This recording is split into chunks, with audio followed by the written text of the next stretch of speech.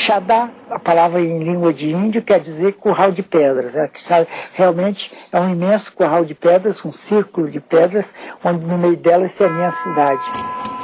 Quer dizer que eu sou quixadaense. Quixadá é realmente a minha cidade natal.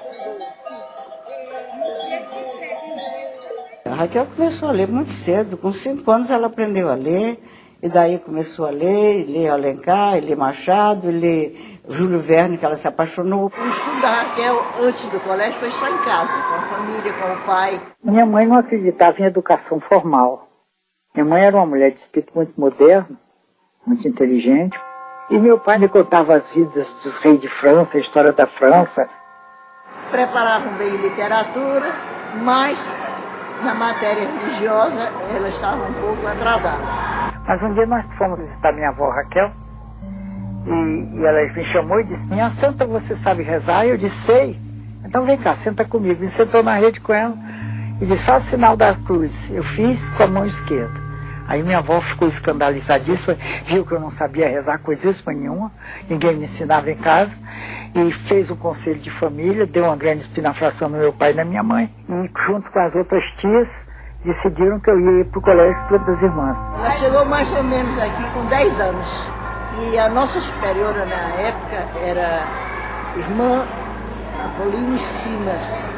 Então a irmã Apoline me chamou, começou a falar sobre história, eu contei a história do Pedro I, Pedro II, Carlota Joaquina. Daí disse: Raquelzinha, vamos fazer agora uma volta ao mundo. E eu perguntei: a senhora quer pelo Estreito do Panamá ou pelo Estreito de Magalhães? Ela ficou encantada. E eram as matérias que a irmã Pauline gostava. Então ela disse: você pode ir para a 2ª classe, que era a penúltima, né? Eu não sabia nem o que era um substantivo, um adjetivo, conjugação de verbo, análise lógica e gramatical, eu nunca tinha ouvido falar. E somar, eu malmente somava de uma em uma parcela. Recuperou muito bem, e o certo é que aqui terminou em 1925. E foi o único ensino formal que eu tive na minha vida. Se há um autodidata total, sou eu.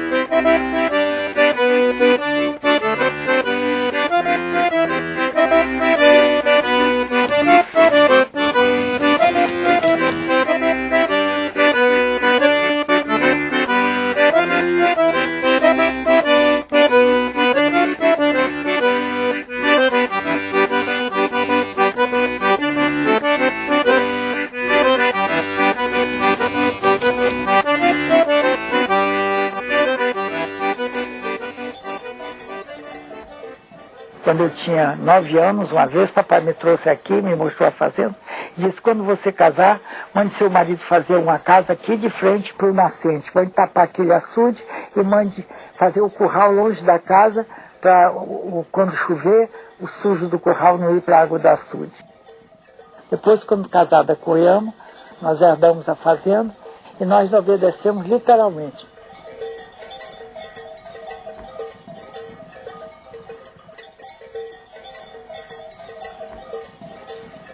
A inauguração foi no mês de agosto. Festa, né? Oh, festa boa, foi?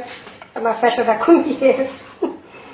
Comieira da casa, que é a comieira da linha. Salinha da comieira, né? Foi desde desse tempo, minha filha, que eu entrei dentro dessa casa para trabalhar. E a gente ajudou em tudo já.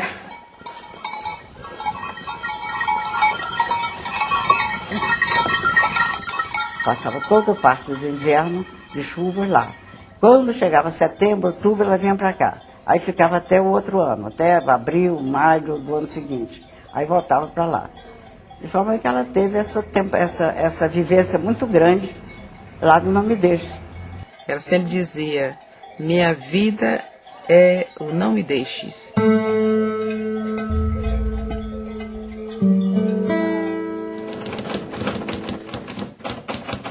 Sempre ela fazia artigo aqui nesse chalé, né?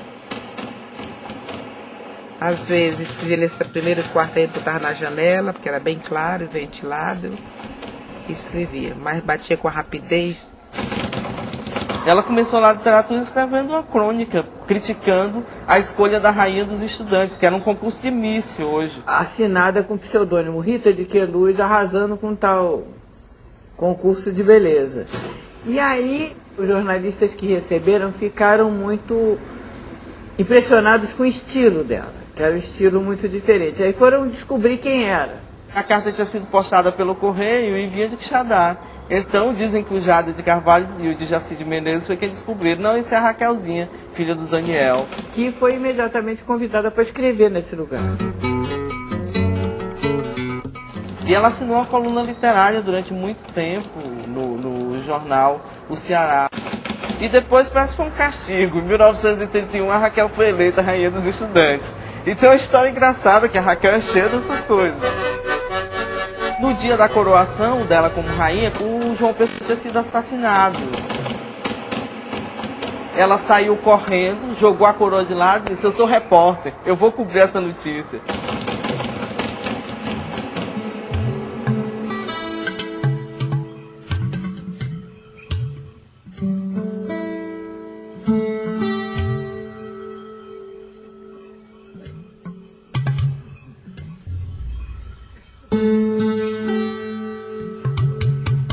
Primeiro livro, ela chamava o livrinho. Ela escreveu no caderninho, com lápis, à noite, à luz de lamparina. O 15 foi fundamental, foi um romance fundamental na literatura brasileira e basicamente nessa literatura que se usa chamar de literatura regionalista. O primeiro livro regionalista, assim, de que se tem notícia é A Bagaceira, né, do Zé Américo de Almeida.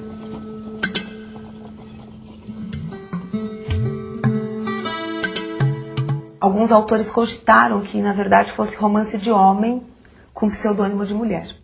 Por ser uma escrita contida, uma escrita que não dava margem aos sentimentalismos ou às expansões que eles acreditavam que fossem típicas do gênero feminino. O 15 é um livro puro, com linguajar expresso e uma envolvente história de amor com os dramas da seca. Vários críticos apontaram o fato de que a seca é a grande personagem de O 15. A seca e a transformação que ela traz na vida das pessoas, a relação do nordestino com a natureza, a relação das personagens com o clima e com a expectativa da chuva. Todos os limites a que o ser humano chega numa situação como essa.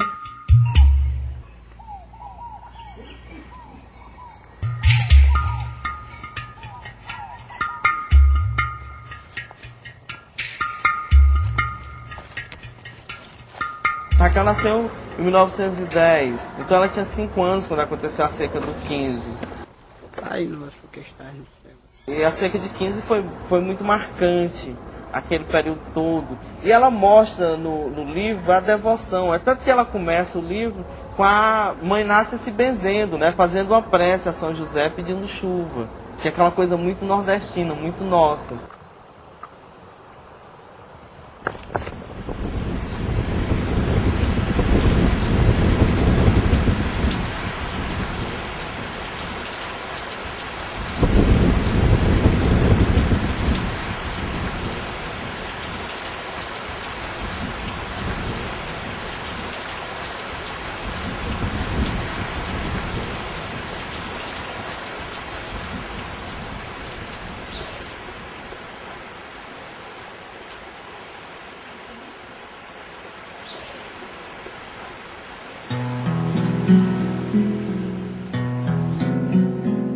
Mas quando o 15 saiu, foi bem recebido, eu ganhei o prêmio da Fundação Mudança Aranha e como que me firmei literariamente aqui no Rio, no meio desse pessoal que já era a parte mais representativa dos escritores e poetas do Rio.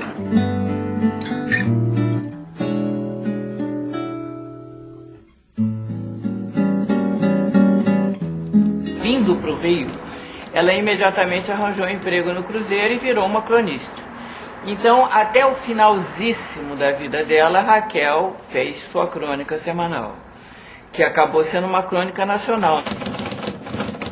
E uma das coisas que ela dizia é que ela não era escritora em hipótese alguma, ela era jornalista.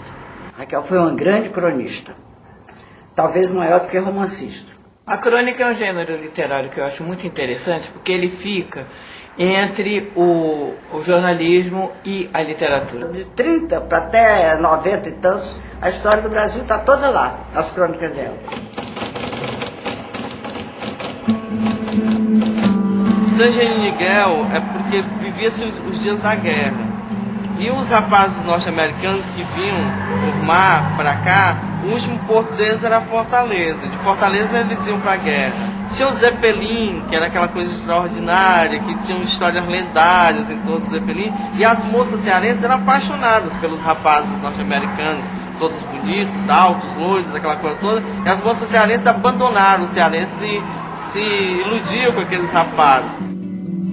Eu digo que ela usou muito de licença poética para fazer aquela história. Porque começou por mim, mas só que não foi nada daquilo. Realmente tinha aqueles dirigíveis, chamavam, que era a coisa mais linda do mundo.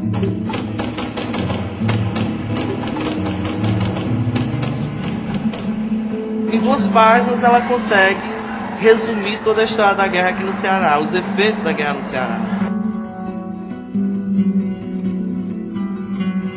O Cruzeiro, naquela época, década de 60, era a maior revista do país, tinha mais de 500 mil exemplares. A última página geralmente é o ponto de vista. Então ela tinha aquela página onde ela ficou por 30 anos, eu acho que onde ela se fez.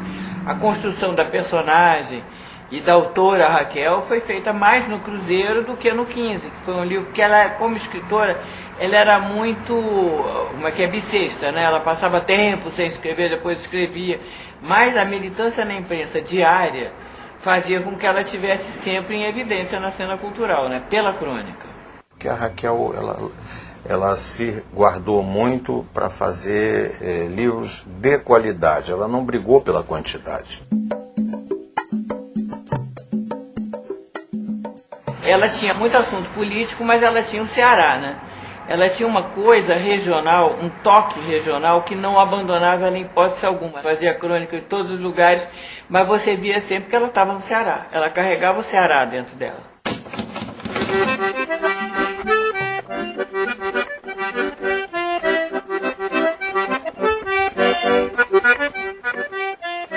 Eu me lembro que ela estava escrevendo ali na sala.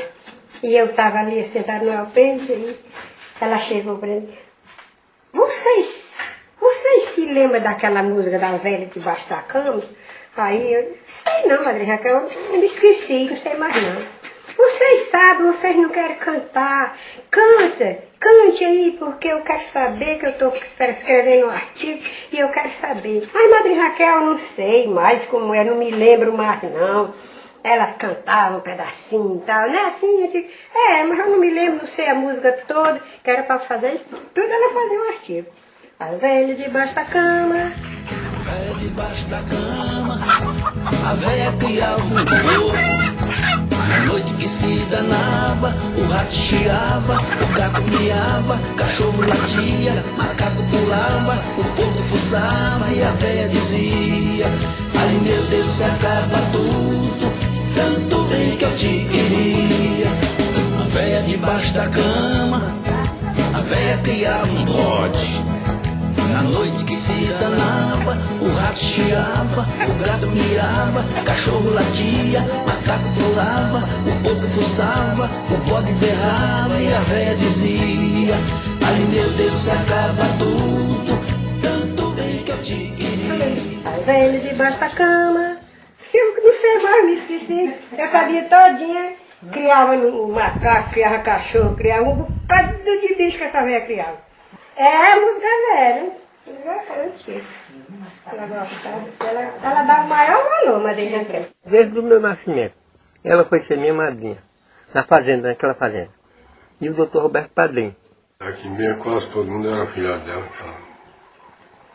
Era filhado de batismo, era de fogueira naquele tempo. Afilhado de fogueira é o seguinte, o afilhado e a futura madrinha dão 3 voltas na fogueira. Em cada volta que se encontram, fala: São João disse, São Pedro confirmou que você há de ser minha afilhada, que nosso Senhor mandou. Aí o afilhado disse que você há de ser minha madrinha, que nosso Senhor mandou. Aí a madrinha abençoa o afilhado e assim fica sendo afilhado por toda a vida.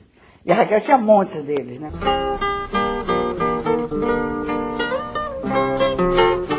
A Raquel teve uma filha que morreu por volta de 1 ano e meio, antes de completar 2 anos. E ela dizia que isso a marcou profundamente. Foi determinante na escrita. O único romance da Raquel que aponta para a maternidade é O Caminho de Pedras, em que a Noemi termina literalmente subindo uma ladeira e equilibrando a barriga. Ela está grávida, depois da perda do filho ela está grávida e espera esse nascimento. Todos os outros, alguma experiência falida de maternidade.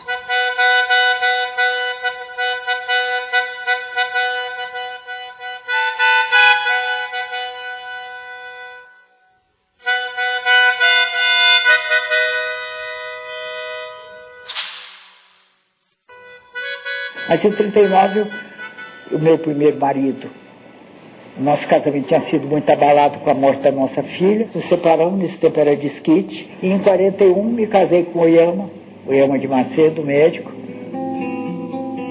Eu me lembro que no dia que mamãe morreu, eu estava conversando com Maria Luísa no jardim. Estávamos as duas chorando. Eu disse, o que eu tenho mais pena, minha filha, é você ficar órfã tão novinha.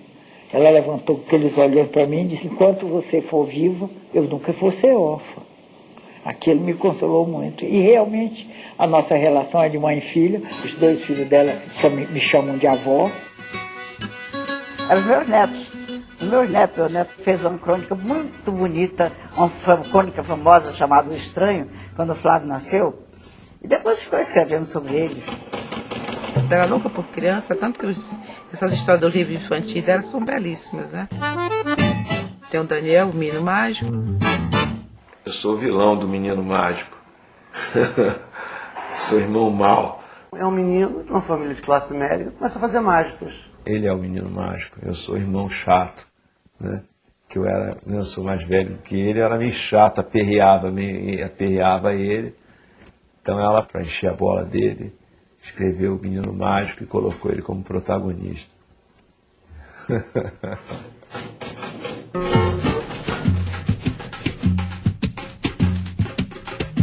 Ela foi a primeira mulher a entrar para a academia, né?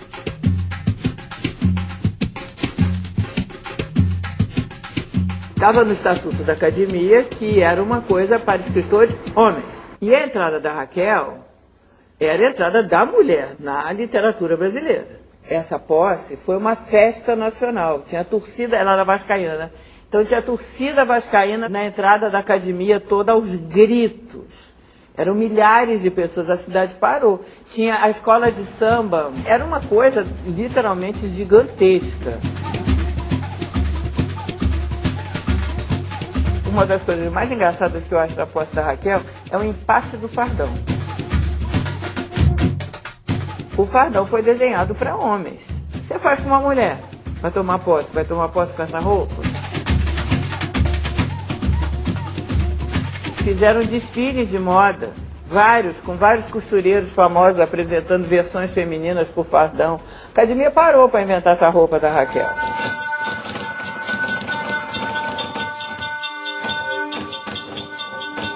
Ela, quando começou a carreira, ela entrou para o Partido Comunista e fundou, inclusive, o Partido Comunista do Ceará. Até que ela escreveu o segundo romance dela, João Miguel, que foi censurado pelo partido. Aí disseram, companheira, nós não aprovamos o seu livro. O Partidão quis intervir no livro dela. No livro, você sabe a história de uma moça da fazenda que se apaixona pelo filho do patrão. Tem um desses pontos. E eles queriam o inverso.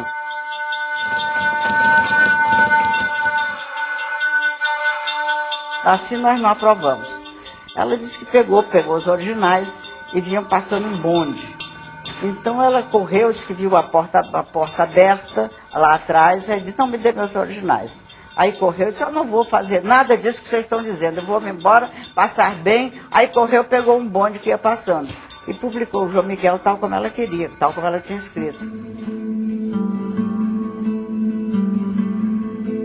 Todos os livros dela foram editados pelo Zé Olímpio. Na Maria Moura, a gente até foi uma reunião lá em casa, para os filhos do Zé Olímpio comprar a Maria Moura. Ele não quis. Depois é que a Record comprou e agora ela está revivendo. Aí comprou todos os livros da Raquel, da Siciliano, e tudo saiu com o título de José Olímpio, ele conservou o nome. Então todos os livros saindo agora de um por um, muito bonitos.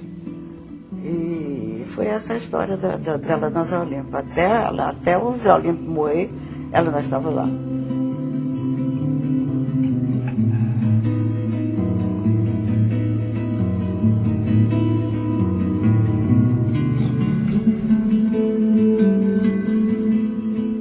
Uma pessoa que estude a mulher no romance brasileiro, eu acho que a Raquel é o lugar mais expressivo. Na verdade, eu sou escalista, não é? Então, o mundo que eu mais conheço é o mundo feminino. O mundo masculino a gente supõe.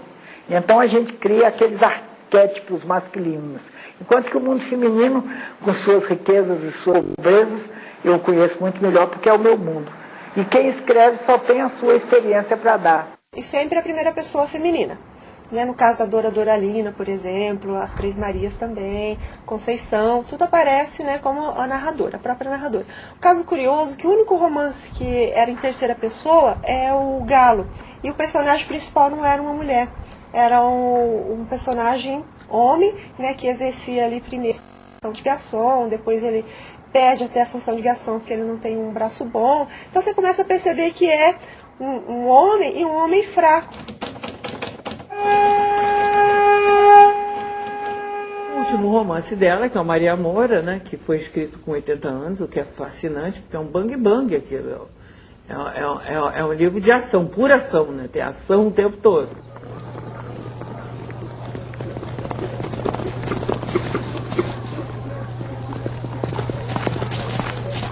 Me deu muito trabalho para fazer o Maria Moura por causa da linguagem. São 5 personagens falando. A época é 1830, 1840. A gente tinha que policiar terrivelmente a linguagem para não cometer anacronismos de linguagem, né?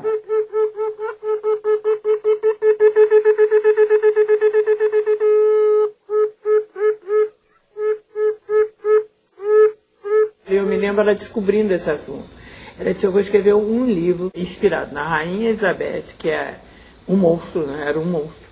E uma cangaceira que eu descobri que existia no Nordeste. E tinha uma história de uma Maria de Oliveira, que mais ou menos na seca de 77, a seca estava muito grande e ela então reuniu os filhos, os genros, os índios mansos que moravam lá, e todo mundo resolveu ir assaltando as fazendas. Quer dizer, foi uma precursora do Lampião.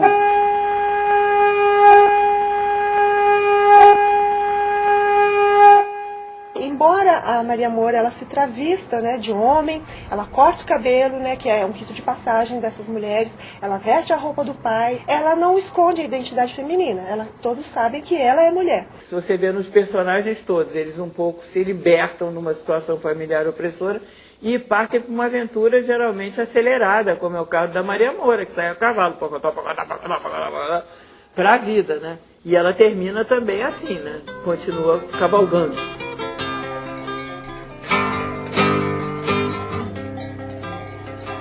Quando me perguntam que algum personagem é autobiográfico, eu digo que todo personagem é autobiográfico.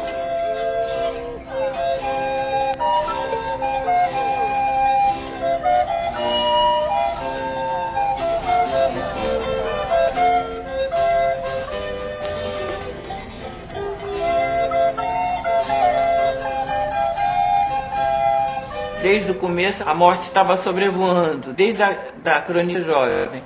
E no final, a morte é o tema principal e é de uma beleza incrível, mas é de uma dor também fundamental. A gente foi almoçar e ela estava muito calada. Eu digo, até eu venho aqui, venho da Barra para almoçar com você e você não liga para mim, não está me dando bola. Ela disse, mas lhe dei almoço. No dia seguinte, mãe, ela morreu. O que a senhora está sentindo? Essa agonia. Depois eu vou chamar o médico. Não, o médico não resolve, não decide, nada. Eu estou sentindo essa agonia e vou viajar. Ela disse, vocês vão tomar um susto muito grande, porque eu vou morrer e vocês vão tomar um susto muito grande, mas eu vou direto para o céu. Eu disse, o quê? Quem envia um herege para o céu, coisa nenhuma? A senhora disse que não tem fé? Como é que vai para o céu? Eu não posso dizer que tenho fé porque me falta fé. É terrível, é uma pobreza horrorosa. Eu sonhava em ter um pouquinho de fé, mas infelizmente nunca tive esse socorro. E é muito duro você atravessar as tragédias da vida sem ter uma religião, uma fé em que se apoie. Eu sei por experiência própria. Eu achava que ela era eterna, que ela era imortal, como era da academia. Eu não sei, uma coisa tão presente para mim, ainda hoje, a figura dela, a voz dela, a chinelinha dela aqui nesse corredor. Minha madrinha foi a pessoa melhor do mundo, foi nem que ser minha mãe, tudo para mim. Não achei defeito, era só bondade, só bondade. Estima ela no céu e eu aqui na terra. O finalzinho do Maria Moura, quando o Duarte diz assim para ela, assim, não vá, não é uma briga para mulheres, eles vão lhe matar. E se lhe matarem? Ela, se eu morrer, eu morro e pronto. Mas ficando aqui eu morro muito mais. Então foi a trajetória que a Raquel fez a vida toda.